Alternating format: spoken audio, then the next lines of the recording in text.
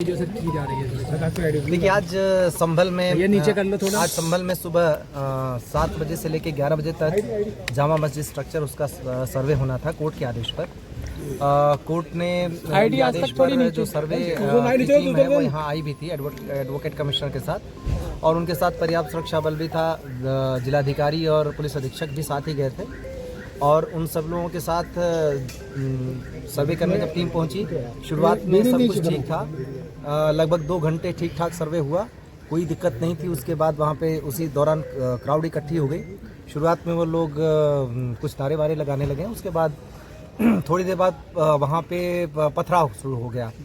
Police ने उन लोगों को दूर किया, हालांकि वो मस्जिद परिसर तक नहीं जाने पाए थे। पुलिस ने उनको दूर किया, और उसके बाद जब सर्वे कंप्लीट हुआ 11 बजे के थोड़ा सा बाद जब टीम निकली सर्वे करने के बाद, तो उसके बाद उन्होंने खूब पथराव करना शुरू कर दिया। 2-3 तरफ से ग्रुप थे, एक जो सामने से था, एक दाईं तरफ से, एक बाईं तरफ से, वो लगातार पथराव कर रहे थे। पुलिस ने उसके लिए बल प्रयोग किया ताकि सुरक्षित रूप से टीम को निकाला जा सके, जो सर्वे की टीम है, और आंसू गैस के गोले भी छोड़े। जो प्लास्टिक बुलेट है उसका भी इस्तेमाल किया। इस बीच में उन लोगों ने दूसरी जगह पे उनका जो ग्रुप था वो उसने गाड़ियां चलाना शुरू कर दिया।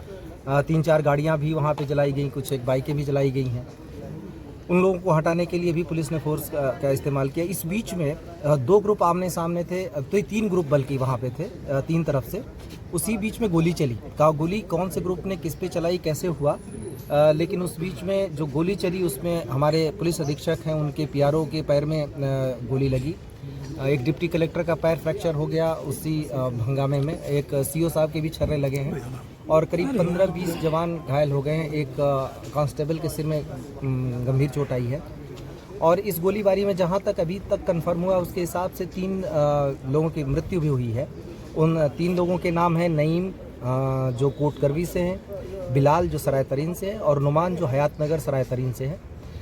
इन तीनों लोगों के अब पोस्टमार्टम की हम तैयारी कर रहे हैं, और जो स्थिति है अभी वो फ़िलहाल कंट्रोल में है। बीच में जो वो ग्रुप था वो कुछ लोग घूम के चले गए दूसरी तरफ, नखासा की तरफ, और वहाँ पर मैं और डीआईजी साहब मौजूद थे।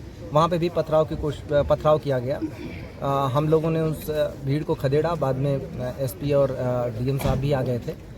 उस पथराव घटना में हमारी कोशिश रही कि उनमें से कुछ को पकड़ा जाए, और पकड़ा भी गया।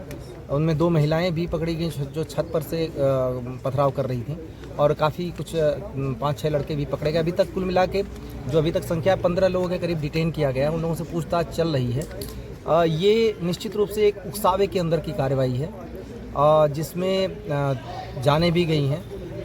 ये सारे लोग नई उम्र के लड़के या तो थे या फिर महिलाएं थीं। ये सारे लोग किसी न किसी उकसावे में आकर कर रहे थे, क्योंकि जो सर्वे का काम है वो कोर्ट के आदेश से पहली बात तो हो रहा है। दूसरी बात यह है कि सर्वे का काम पीसफुली चल रहा था, अभी तक कोई भी दिक्कत नहीं आई थी।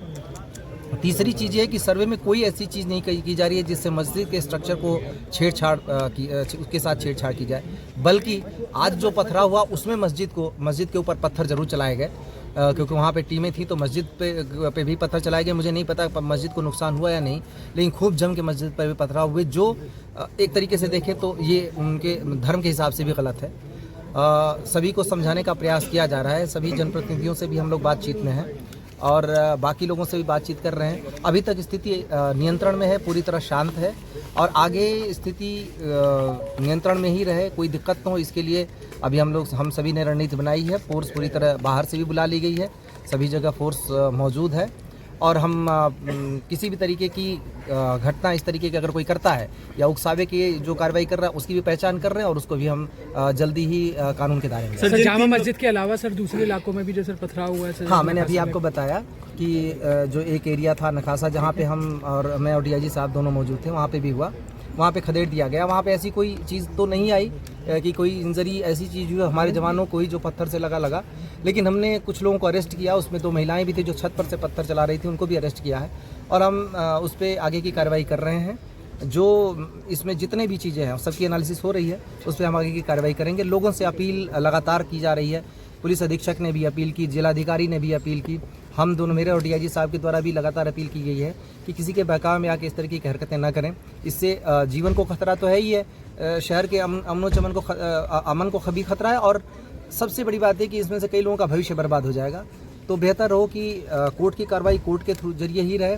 कोर्ट में अपनी बात सबको रखने का अधिकार है और मौका भी है, और कोर्ट में अपनी बात रखें, इस तरीके की हरकतों से दूर रहें। सर, जिन 3 लोगों की मौत हुई है उनमें से जो नईम का परिवार है वो ये आरोप लगा रहा है कि पुलिस की गोली लगने से उनके लड़के की मौत हुई है। देखिए, इसमें पहली बात तो ये कि वो इस बात को, जितने सारे लोग हैं वो सबकी, पुलिस के पास भी वीडियोग्राफी मौजूद है, जितने सारे लोग वहाँ आए हैं उसमें पथराव करने आए थे। इसके बाद पहली बात जो ये अगर इस बात को अगर मानते हैं कि उनका बेटा पथराव करने गया था या कोई भी व्यक्ति वहाँ पथराव करने गया था, उसमें क्या अनटूवर्ड्स इंसिडेंट होते हैं, ये पहली बात को जिम्मेदारी उनको लेनी चाहिए। क्या वजह थी जिसके लिए पथराव करने की आवश्यकता थी, कौन सी आपदा आन पड़ी थी, किसको किसने क्या किया या पुलिस प्रशासन ने क्या किया, पहले तो उनको ये देखने की ज़रूरत है।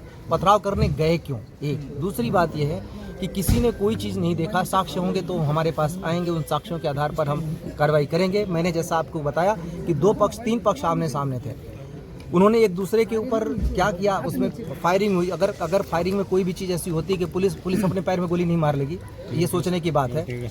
हमारे यहाँ हाथ में आप देखें कि पुलिस के टीयर गैस और जो प्लास्टिक के बुलेट थे जो भगाने के लिए अनुमन्य है, उसी के तहत कार्रवाई की जा रही थी, और मीडिया का भी पूरी रिकॉर्डिंग है।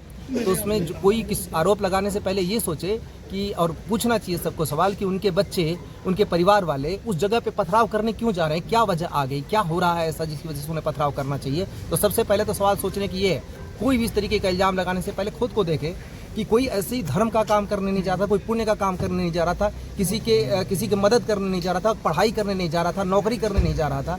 पूरे शहर को इन लोगों ने आग में झोंक दिया, झोंकने की कोशिश की।